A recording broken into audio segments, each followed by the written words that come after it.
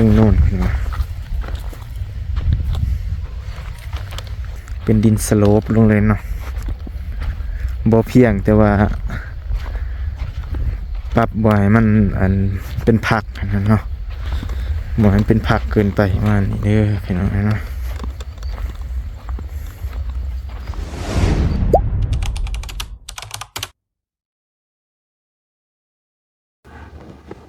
เอาพี่น้องเนาะกราบทักทายสบายดีเด้อพ่อแม่พี่น้องเนาะเบิดสุขุสุขคนบ่ว่าสิอยู่ทางในและก็ต่างประเทศด้วยพี่น้องเด้อเนาะก็ยินดีต้อนรับเข้าสู่ช่องบ่าวเตียงทองชาแนลคือเก่าพี่น้องเนาะพอดีวันนี้น้องเมฆก็มาเบิ่งทั้งเบียทั้งงานเนาะพี่น้องเอ้ยพอดีว่าเพิ่นปรับดินเนาะเรียบร้อยแล้วตอนนี้สำเร็จแล้วเนาะอีกเล็กบางหน่อยเนาะตัวน้ำมันเพิ่นเบิดก็ถือว่าปิดจ็อบแล้วเนาะเพิ่นเฮ็ดได้สำเร็จแล้วเดี๋ยวสิพาพี่พาน้องเนาะเลาะเบิ่งหอบๆเนี่ยเนาะเรียบร้อยเด้อพี่น้องบัดนี้แล้วขยักนึงเนาะแต่ว่าสิให้เพิ่นไถขาดให้เนาะเตรียมพร้อมๆเนาะถือว่าปิดจ็อบตัวนี้ไปก่อนพี่น้องเอ้ยก็สิมาต่อไถเนาะกะเกียมดินแล้วก็แทกแล้วก็เกียมปลูกพี่น้องเอ้ยหลายขั้นตอนแห้งเนาะเพราะว่าเฮาอยากได้งามนะทางอ้ายเพิ่นก็อยากได้งามๆมักงามๆนะคันมักแบบชาวบ้านนะบ่ยากเลยพี่น้องเนาะทางจูดปลูกเลยก็ได้คือกันพี่น้องเนาะแต่ว่าอยากได้พื้นที่งามเนาะอยากได้มันละเอียดอยากได้คักเนาะก็ต้องใส่ทุนแน่พี่น้องเนาะมันต้องมีหลายขั้นตอนนะยังสิแทกสิปลูกอีกโอเคหลังจากอัปเดตสู่พี่สู่น้องเบิดแล้วเนาะให้เบิ่งพื้นที่เบิดแล้วก็สิออกไปเบิ่งทางบ้านเนาะตอนนี้เพิ่นก็มุ่งแล้วพี่น้องเนาะมุ่งหลังคาบ้านนั่นแหละก็อย่าพาเบื่อพานายเด้อพี่น้องเนาะฝากพี่ฝากน้องเนาะติดตามนี่เด้อเป็นกำลังใจให้เนาะขอบคุณขอบใจหลายที่ยังเบิ่งคลิปให้เนาะยังให้กำลังใจบ่ปาบ่ถิ่มเนาะบางทางบ่มีเองก็รู้สึกดีใจหลายพี่น้องเนาะมีกำลังใจในการสู้เวียกสู้งานเนาะพี่น้องเนาะป่ะเดี๋ยวสิพาพี่พาน้องเลาะเบิ่งกันเลยเนาะว่าหลังจากปรับที่ดินแล้วเป็นอะไรเนี่ยโอเคพี่น้องป่ะพี่น้องเนาะเปิดผ้ามาแบบนี้ปิดจบเป็นทีเรียบร้อยเนาะปิดจบงานเบิกหนาดินพี่น้องเนาะสำเร็จแล้วแบบนี้เนาะมีแต่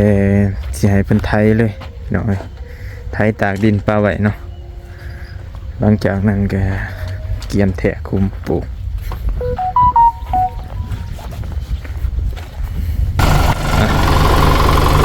เพิ่นก็สิพักเลยเนาะน้ำมันเบิดแต่ว่ายังน้อยนึงพี่น้องเนาะแต่ว่าน้ำมันเบิดเพิ่นสิมาซ้ำให้ก็พอดีสิมาขาดให้เลยมืออื่นยังน้อยนึงพี่น้องเนาะยังบ่เต็มยังน้อยดึงเพิ่นสิมาซ้ำให้มื้ออื่นเช้ามันก็สิมาจ่ายค่าเพิ่นเฮ็ดให้เนาะขยักนึงเพิ่นจังสิมาขาดให้มาไถให้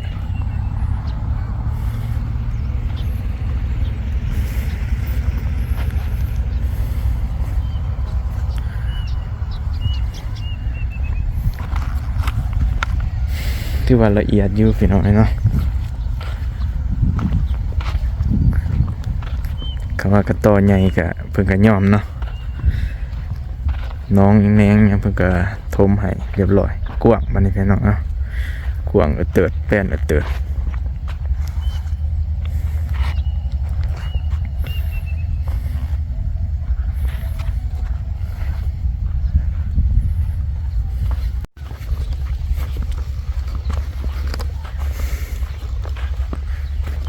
วงแป้นเติร์ดเนาะยกเว้นต่อไม้ใหญ่พี่น้องเอ้ย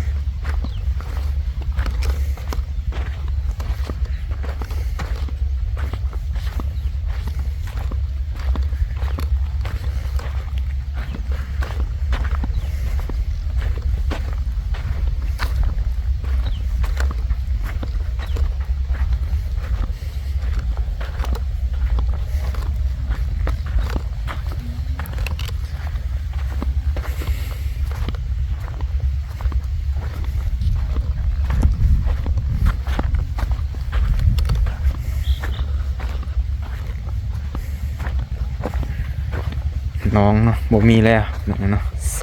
สลัมใหม่แต่ว่ามีหักเทิงมันสีขึ้นเนาะเดี๋ยวจังตัดออกก็ได้พี่น้องเนาะ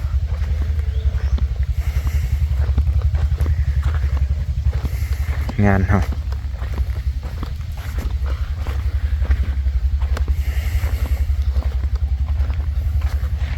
ให้เพิ่นมาขาดตึม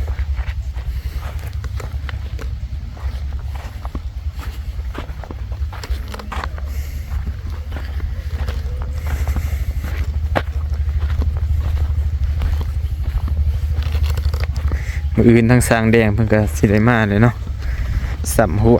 แล้วก็เป็นอะไรก็สิคุยเบียคุยงานกับเพิ่นตื่มเพราะว่าเพิ่นก็สิมาเป็นหลักให้นั่นเนาะเป็นแรงงานให้พี่น้องเนาะก็สิจ้างเพิ่นเป็นขั้นเป็นตอนเนาะทำซาได้ปลูกพี่น้องเอ้ย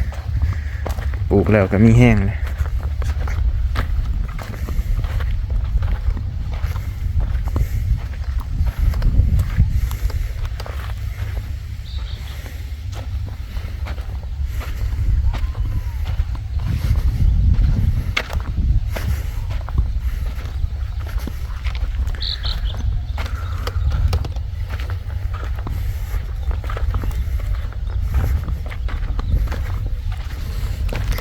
มาเบิ่งทางเทิงเนาะเทิงโน่นพี่น้อง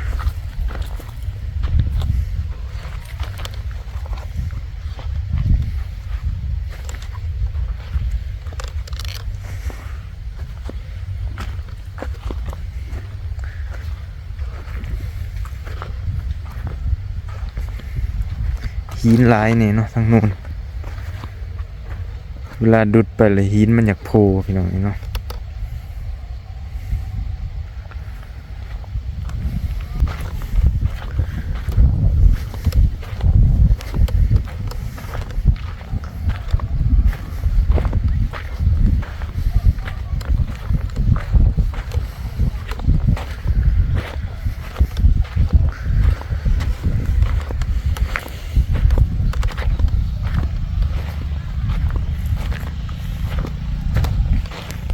ถ่ายบรรยากาศเนาะ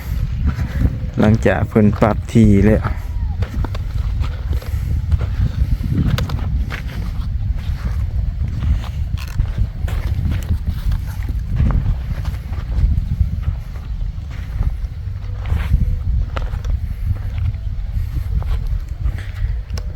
รอบสวนเนาะพี่น้อย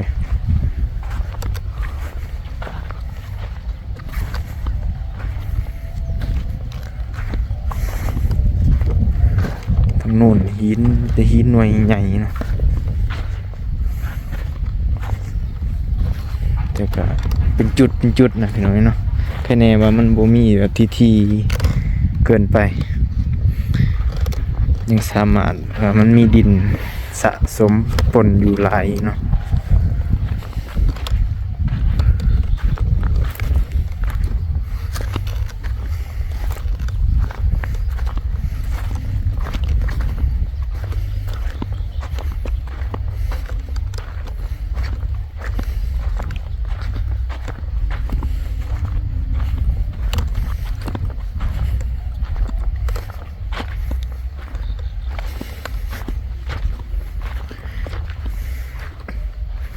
เป็นดินสโลปลงเลยเนาะบ่เพียงแต่ว่าปรับบ่อยมันเป็นผักนะเนาะบ่ให้มันเป็นผักเกินไปพี่น้อง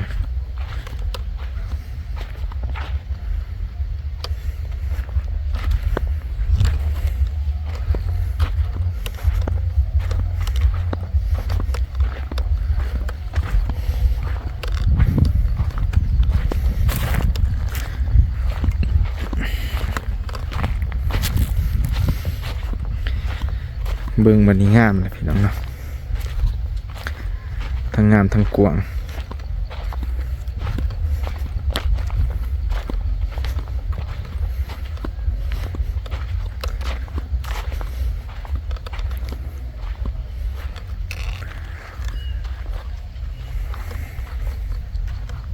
ให้เห็นทุกมุมเนาะพี่น้องในไทยเห็นทุกมุม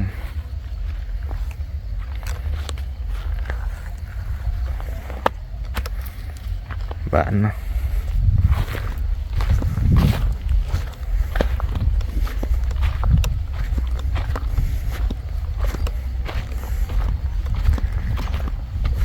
ปิดจับเนาะปิดจับถือว่าปิดจับพอยังหน่อยนึงนะพี่น้องเนาะแต่ว่าน้ำมันเพิ่นเบิดก่อนมื้อเสาร์มาแวะเฮ็ดให้หลังจากนั้นเพิ่นก็สิขาดให้เลยไทยเลยค่ะเดี๋ยวมาเบิ่งกันว่าสิโอเคสันใดเนาะแต่ว่าจงกองดินทรายไว้น้อยนึงเนาะ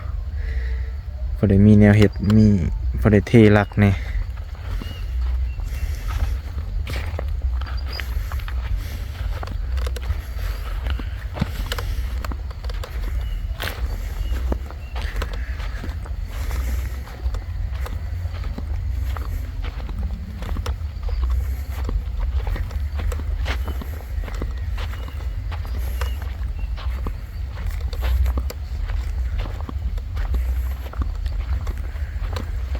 ประมาณนี้เด้อพี่น้องเนาะ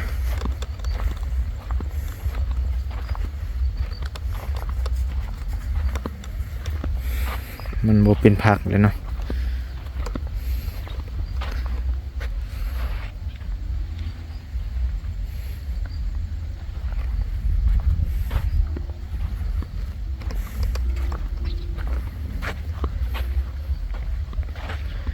ในพื้นที่ปลูกหลายพี่น้องเนาะ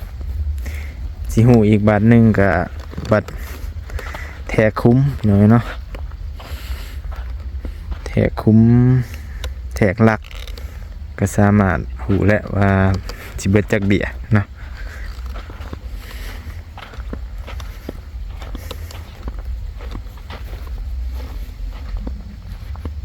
เอาเปิดภาพมาแบบนี้เนาะเดี๋ยวมุ่งเป็นทีเรียบร้อยเด้อออกมาแต่สวนพี่น้องเนาะกลับมาเบิ่งบ้านมันเรียบร้อยสิได้ปิดจ็อบอีกงานหนึ่งแล้วเป็นแบบนี้เนาะ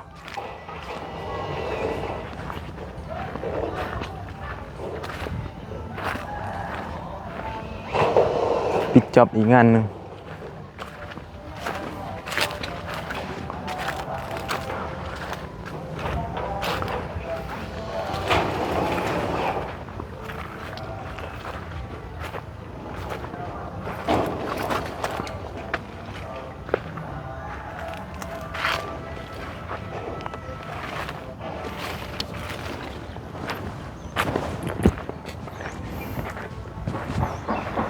เด็กปิดจ็อบแล้วพี่น้องเนาะเรียบร้อยแบบนี้เนาะมีหลังคาแต่เป็นลุ่มสีแดงพี่น้องเนาะต้องเลยเปลี่ยน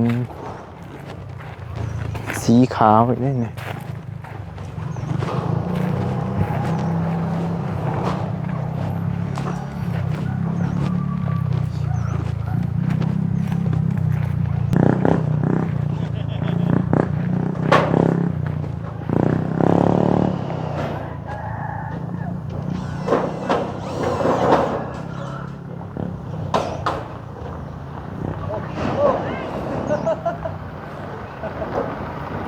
เลยจึงตีเพดานกวาดเนาะเพราะว่าเฮ็ดตามแบบrồi cho đứa định bắn được thừa nếu mà bán chưa được thì bắn luôn này em bên cái dọc đấy bán xong rồi chứ được không đưa để làm ở cái nóc chiều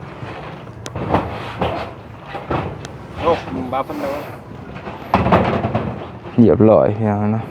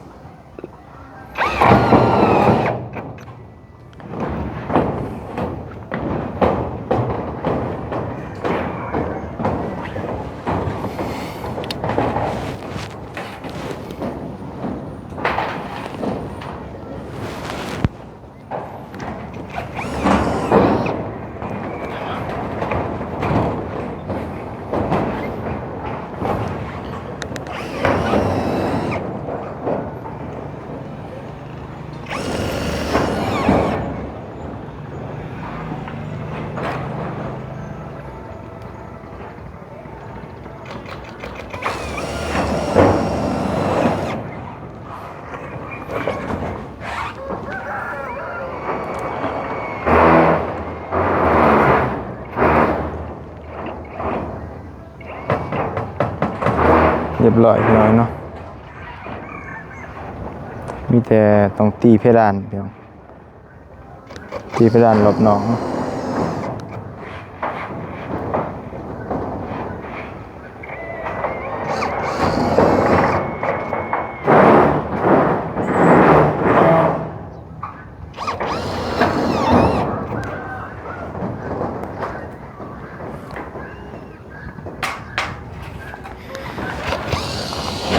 โอ้ยมันจีสาบตัวนี้อยู่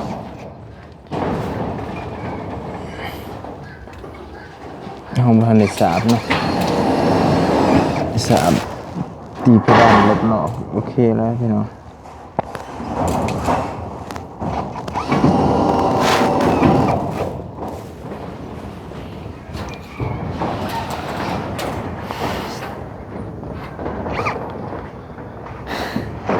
แล้วบ่แล้วเลยบ่แล้วเลยบ่มื้อนี้แล้วครับแล้ว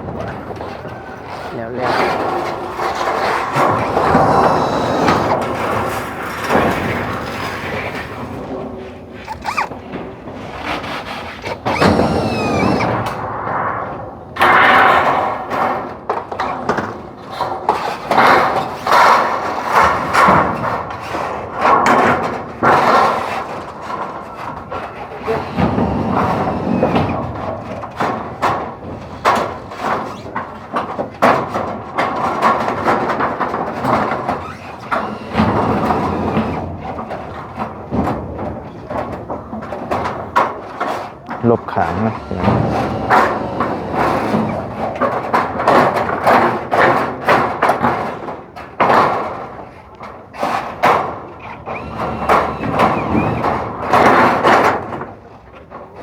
เก็บอ่ะ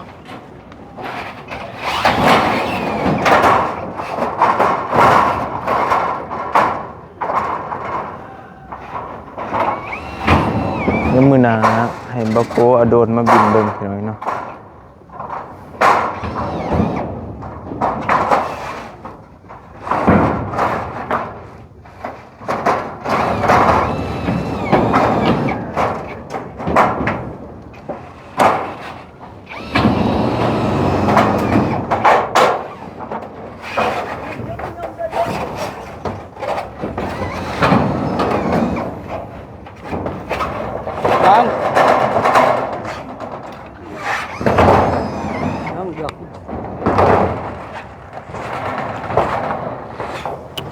สีควันบุรี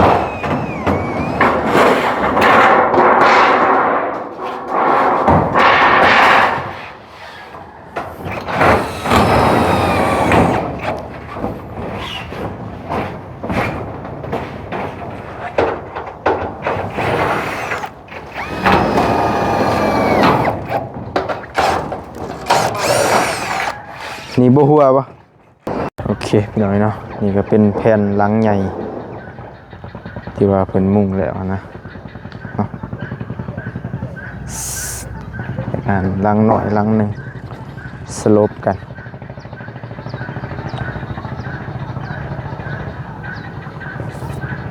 ประมาณนี้แหละพี่น้อยเนาะเรียบร้อยมื้อนี้ปิดจบรายงานพอดี2งานเลยเนาะปรับหน้าดินเฮาก็เรียบร้อยแล้วก็มาเบิ่งบ้านก็อาจจะเรียบร้อย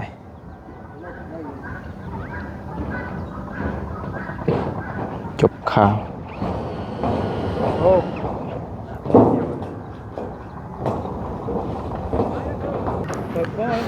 มื้อหน้าเนาะพี่น้องเดี๋ยวเอาโดรนบินเบิ่งจังสิเห็นคักๆแต่ขึ้นมามันบ่เห็นเนาะ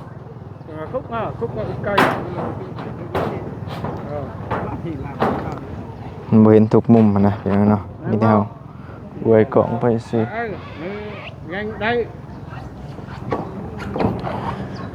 จังมาเบิ่งมาติดตามมันอีกเทื่อนึง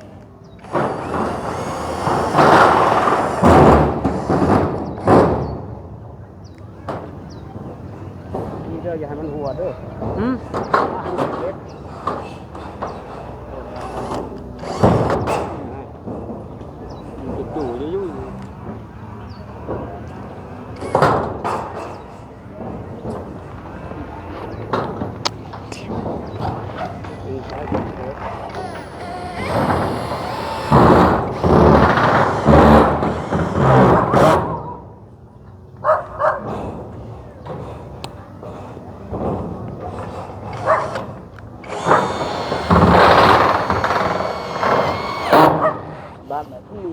ลบขาเนาะ để vắt cái lúc này cái lúc này tái tái thỏ tay cắn hay tuyệt hay là tuyệt là đi nào thế rồi đi bắt thế đấy cái ngô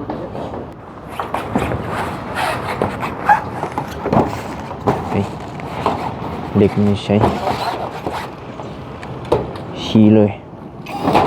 โอ้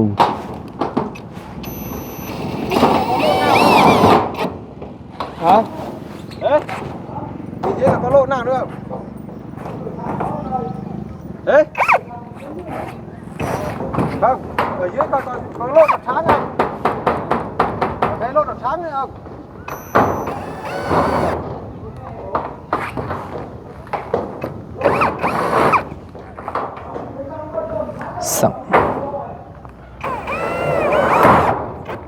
สั่งเวียดนามคิดดีพี่น้องเนาะจากซีดีสันใดแล้วลองเบิ่งให้ฝนมันมาจากหานักๆก่อนเนาะจะเป็นแนวใดฝนทดสอบก่อน ở đâu สิโอเคหรือบ่จังว่ากันอีกทีนึงพี่น้องเนาะเพราะว่าเฮาได้เว้ากันตามสัญญาหับเมาเนาะ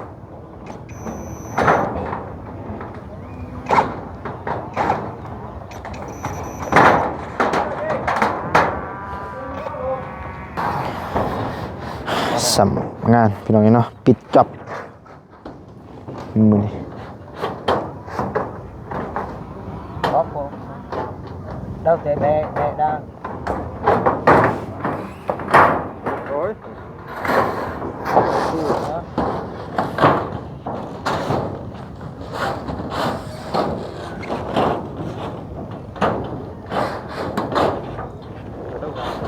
จบงาน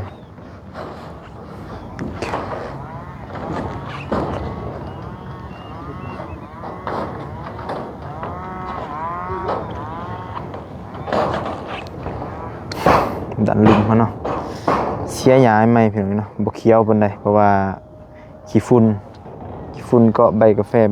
ถ้าเบิ่งฝนตกเนาะอาจจะเคี้ยวงามขึ้นมาอีก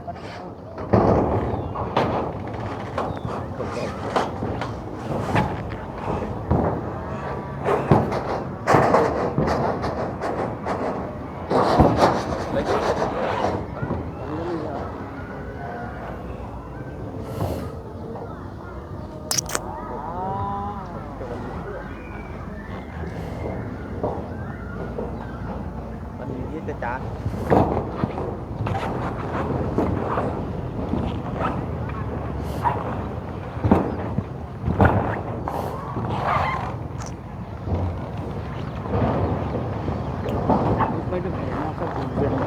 đây mà thì mẹ bắn một chắc là đang thắng hơn mẹ bắn mẹ hai người thề luôn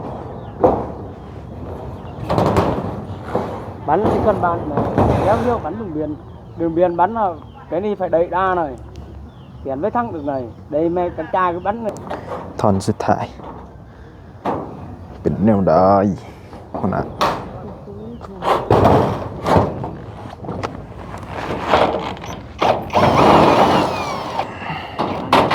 đồn đi à nữa mà cái này xiết đừng có đây đừng có dưới gì vậy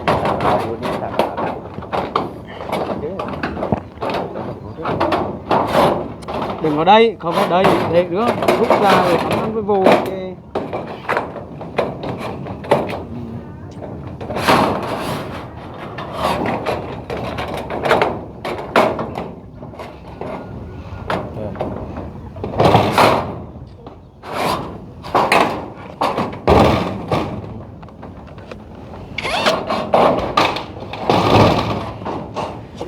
เป็นก็กำลังสิตกดินถอยคำลงแรงตรงนี้ก็ได้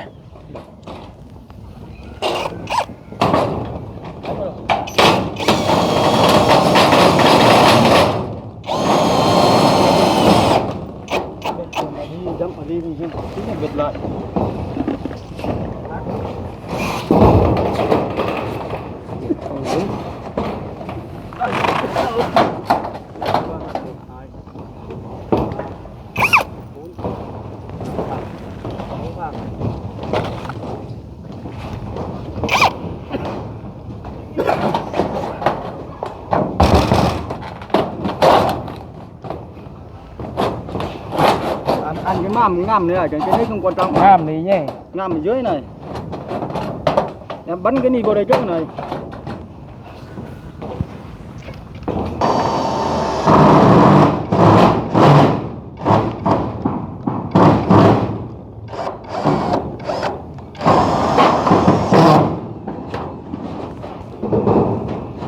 Bắn lên trên luôn. สับยิงน็อตอยู่เนาะพี่น้องเอ้ย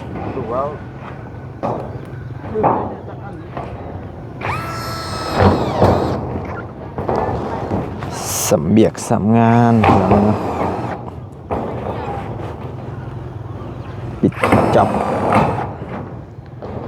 สิได้จ่ายค่าแห้งเพิ่นมื้ออื่นไปเลยเนาะมื้อนี้ค่ำเลยหัวหน้าก็บ่อยู่หัวหน้าหับเมา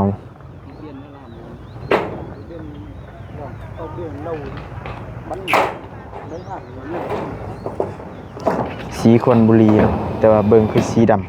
ำแต่ว่าเป็นสีควันบุรีพี่น้อง Mấy hàng được chiều. Ơi, đưa cho đánh cái tinh ra mồ. ไก่สิมืดเนาะแต่เป็นรับขอบฟ้าพี่น้องเนาะแต่ว่าเพิ่นยังสำงานอยู่ยังบ่ลายพี่น้องเนาะนี่แต่พุ่นละลองงานต้องฝนหายใหญ่พี่น้องเนาะทดสอบเบิ่งแต่ว่าสร้างก็ฮู้จักกันพี่น้องเนาะฮู้จักกันหลายปีคือเฮาเว้าได้หันนะเว้าได้บอกได้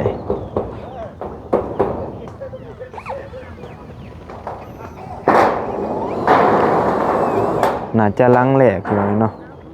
ลังแหลกลังเดียวในบ้านที่ว่าใส่อะลูซิง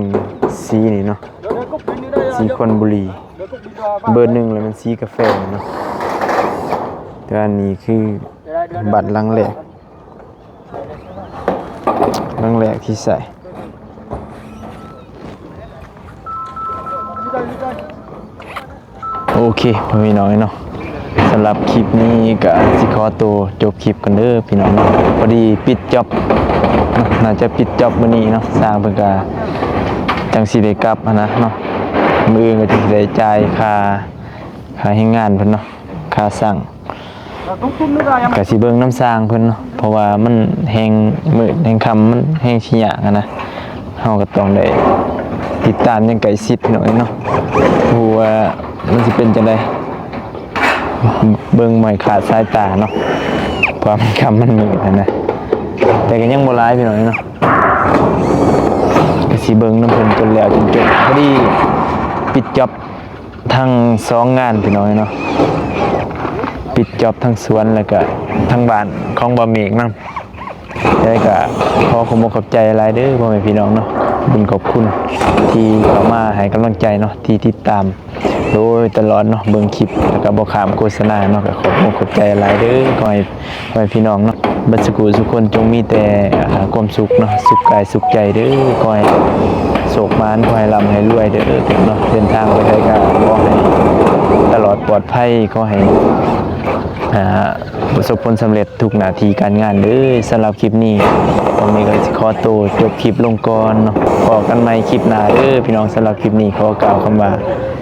สบายดีพี่น้องเนาะ